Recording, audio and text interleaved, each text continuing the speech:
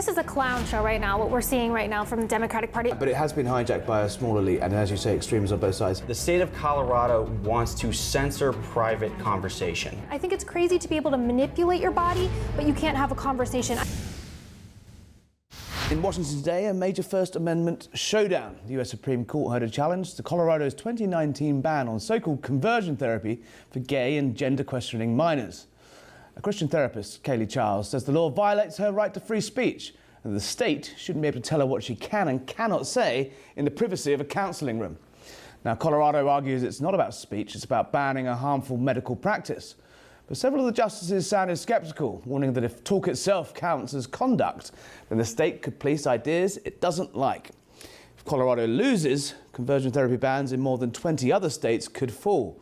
Now, here to unpack all that and what's at stake, Anthony LaBruna, former Trump White House staffer and the executive director of the American Principles Project. Anthony, welcome to Harry Cole Saves the West. Talk our listeners and our viewers through exactly where we are and how you think the court is going to land on this one. It sounds like they're on the cusp of ripping this up, right? Well, it's difficult, right? You know, the Supreme Court, we really don't have a decision yet. We were going to wait till 2026.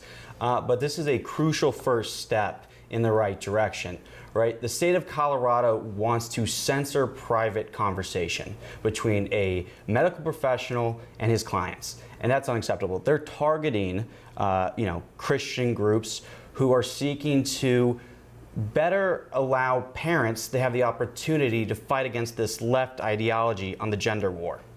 Now, medical practitioners would argue, and indeed the state of Colorado have argued, that this is discredited practice, that you cannot, if someone is gay, for example, you can't pray their way into straightness, or you cannot pray away their sort of gender questioning identity. The gender issue, let's park slightly, but on gay conversion, I think the science is a little bit more closed. This is just a sort of backdoor bid to get rid of discredited practice, isn't it? I don't think so. I think what's most important to recognize here is there's hypocrisy here, right? You are allowed to coach a child as a medical professional down the route of changing their sex or their gender, but you're not allowed to have a honest conversation, a heartfelt conversation. Is that the real thing they want to do to their bodies permanently? And so they're targeting a specific group, specifically the Christian groups in Colorado that want to have these conversations with these young people. They're more in favor of permanently damaging these kids' bodies than allowing them to have the conversation in a safe environment approved by their parents. So you're suggesting it's sort of the conversation is stacked against one side, and the fact is you can, as we've had the same problems in Britain, believe me, my gosh, that medical practitioners are convincing people, yes, to go down one route, which is to kind of cut off their breasts or genitals, at a young age, or take powerful, life-changing hormones that completely irreversibly damage their body. But if someone says on the other side, just to be clear, someone says on the other side, whoa, hold on, maybe don't do that. You think that's being swept up in this ban? Of course, and I think the rhetoric that is being pushed by the left, especially in states like Colorado. We're talking about 27 other states that have bans on this type of procedures and conversations with minors. If it doesn't fit into their rhetoric, they don't want to hear about it. And so, obviously, talk us through the makeup of the now quite Trump-heavy Supreme Court. This is going to, the liberal left in this country facing an increasingly uphill battle to defend lots of the stuff they've done, because it is a conservative stacked court, right? It is a conservative stacked court, but I think at the end of the day, I was very surprised to hear what Justice Roberts said, Chief Justice Roberts. I think what's going to happen here is you have Trump-appointed Supreme Court justices who want to see change, but also they're following the law of the Constitution. They already ruled on this a couple of months back. You can't censor private conversations, especially between doctors and their patients. And presumably that's going to open the door to all sorts of free speech questions. The conversation between legal, lawyers and their clients are privileged to the doctors and professionals and counsellors. What are the wider implications if this does get overturned? And what's next on the principles chopping block? I don't know. I'll tell you this. This is going to be a major victory for parents, right? Parents' rights. They now have a say in how they want to treat their children. And the state of Colorado, or in all these far left states like Wisconsin, New York, California, they can't stand in their way. And then on top of it, free speech. You're not going to be able to censor doctors while they're with their patients to giving honest and really common sense medical knowledge so that they can make the best decision for their kids and for their families. So in your view, does the First Amendment should cover all speech, and this will come down to whether it's speech or content, which I think is where the sort of justices are, but should cover all speech, even if there are medical professionals that say this is dangerous? I think what you're going to focus on here with this conversation, you brought up, content, right? Age verification is a big victory that you guys had in the UK. We need to follow suit in the States. But most importantly, the speech part of it is between a doctor and the parents of that child, not the states. And no government body should be stepping into private conversations, telling them what they can and cannot say. Adrienne, on that First Amendment issue and the court, where do you see this going next? Obviously, there's been a number of sort of gradual victories for the right since the Trump appointees in the court. Does Donald Trump and this administration and the right have enough time to, in their view, unpick lots of damage that the left has done over the years in the next 3 years? I think there's some things. I actually think they've been a lot more neutral than we thought they were going to be. I think even though there's Trump-appointed justices, we've seen neutrality in certain areas. I do want to tap in as a mom just a little bit about this issue. When we were growing up, we were allowed to be a tomboy. I was allowed to play sports and wear baggy shorts and play basketball, and no one was questioning my gender or my sexuality, saying, "Oh, well, you probably like girls." I was just allowed to play sports, and it was fine. But now what we've seen, and I think this issue goes to when is it endangerment? When is it crossing the line? When is it talking in a private conversation versus I'm prescribing things, I'm making money off of surgeries and things that will destroy your life. So I think that's where the line is, and that's where the hypocrisy is, and that's where we're trying to figure out the right and wrong approach here. But I think it's crazy. Again, I think it's crazy to be able to manipulate your body, but you can't have a conversation. I know there's a lot of people that would agree you are born gay. And there may not be changing of that, and that's fine. Donald Trump, by the way, is accepting of homosexuality, okay? He's one of the presidents that is.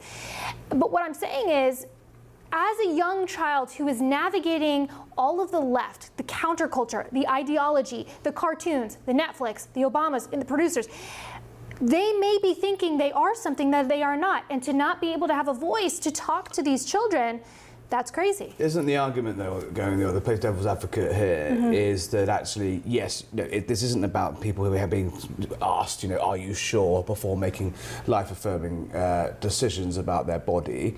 That is one thing, but this actually goes further, and there's activism on the other side in actually trying to convert people away from homosexuality, for example. Yeah, I think there's extremes on both sides. I think that's what we always hear about, we see about.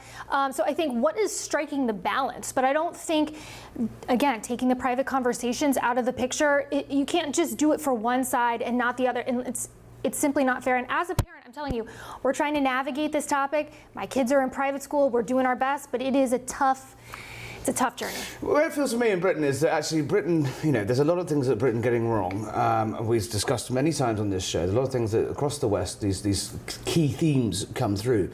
But actually on the trans issue, it actually feels to me that Britain was slightly further ahead. Yes, we were sort of further down the line with the Tavistock Institute, an NHS-funded hospital, which was, essentially, in my view, committing child abuse, in convincing lots and lots of very vulnerable young people to make these decisions without the correct balance. But there's been a massive sort of cultural backlash in the last, I'd say, 2 to 3 years in the UK. We had a fundamental landmark report called the Cass Report, which basically sort of blew the whistle on all this. And there's been sort of almost cultural revulsion, some of the stuff that's gone on. Where are we on the US? I have a question for you both. Where are we on the US on that? It feels to me like you're still a little further down behind the UK on that. But is the sort of tide beginning to turn, Anthony? Well, I'll say this, that's what President Trump ran on in 2024, the they-them ad. It's powerful. He took the temperature of the country and moved forward. But, to a point you were saying is, we're focusing on the extremes here, right? Why aren't we focusing on all these individuals who have detransitioned, like Chloe Cole, right? If she had just had that simple conversation at first would she have gone and had all these procedures and had the hormones if she had just had that simple conversation as a young lady? No, I've read some haunting, there are haunting accounts. You don't have to pick up your phone to find many of them on social media in books of people who have said, if I knew what I knew at the time, the pain I'm in, I would never have ever have done this to myself. Adrienne, is America waking up in time? We're getting there. I mean, we're still fighting biological men and female sports. The other issue that we have is we've had TLC and other networks glamorize children transitioning. Okay, we've seen people get platforms. We've seen Elon Musk's son who transitioned, who gets the cover of Teen Vogue, who walks in the fashion shows. So this is very confusing culturally for the children when they get to see what is popular, what's going to make me a massive influencer, how am I going to get followers. This is a tough road. It's very confusing. What more do you think to be done? Obviously, we saw the massive backlash as you mentioned there at Netflix. It does feel to me there is a sort of bubbling public opinion. Is it as widespread? I think most sort of, what we would call voting normal people think this stuff is nuts, right? Mm-hmm. But it has been hijacked by a small elite, and as you say, extremes on both sides. It does feel to me that the public is there is a sort of more public interest in this than there was even 6 months ago. Yeah, I don't know why it's been so hard, this fight. I really don't, because like you said, we're talking about a very small percentage of the population. And for some reason, the Democrats and the left, this is their platform. This is their issue. This is what they want in the bills. This is what they're funding. And I can't understand. I think this is maybe like a reflection of when they stood for the LGBT community or the LGB community, and now they're just adding the T.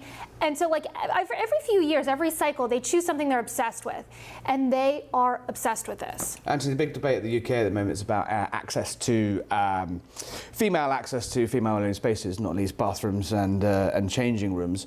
Big ruling by the Supreme Court in the UK that basically said actually sex is biological, gender is not. There are two sexes. There is male and female spaces need to be protected. And vice versa. Where are we in the US on that debate, and is there a sort of another legal showdown on the horizon at any point? Well, I think President Trump has been leading on this issue. We saw Governor Youngkin in Virginia just pass that spaces for women are spaces for women. Props to the UK for coming down and ruling on that decision in favor of women. We have a very tough Virginia governor's race. That is what the issue is going to be on that decides on Election Day on November 4th. Here in Virginia. So it's a hot topic, but it's an 80-20 issue. It's common sense. The voters are not standing for it anymore, and we got to do more too, also for women's sports. Let's look briefly at the politics of this. You say it's an 80-20 issue. Why are the Dems and why do people campaign on this if it's so politically toxic? It's the far left, right? We're hearing again from the extremists, right? Dragging the mainstream Democrats. Well, yeah. Well, let's look at the lockdown, right? Mm-hmm. Why are they there? Why are they holding up passing and getting the CR continued? It's because they want to stop what President Trump got done in the Big Beautiful Bill, right? Pulling all this funding for this insanity and nonsense. He got that out, and now they're dragging their feet because the far left, Hakeem Jeffries and Schumer are where they're going to lose their leadership spots if they don't cater to the far left. And it's why we have this whole nutcase of a mayor's race in New York City. Yeah, well, Donnie. We covered that. I mean, that's I don't think women's spaces are particularly safe. Adrienne, briefly, just 30 seconds before we go to break. Where are the polls? Because this is a win-win for the Republicans, right? Yeah, this should be a win-win. Again, this is a clown show right now, what we're seeing right now from the Democratic Party. And we have Nancy Pelosi who will come outside and say, I'm flying the trans flag outside. What are you doing and what are you saying? And also, you're just illegally collecting money. And it's just annoying. It's all a show, but I can't understand why they are dying on the Hill. It's a gift to us. It's a gift to the Republican Party. Just briefly, when do we expect the result of this to come through from the Supreme Court? Not till next year, or June 2026. And what in your gut, what do you reckon it's going to be? I think they're going to come down in the right side. I think we're going to give opportunities to parents once again. And Jim, do you agree with that? I agree with that. All right. Well, listen. Plenty to cover. What a day. We've covered high politics, constitutional law, and after the break, we're going to be discussing Taylor Swift, the life of a showgirl. I mean, you can't say we don't give you anything. Remember to subscribe. Harry Cole saves the West on YouTube because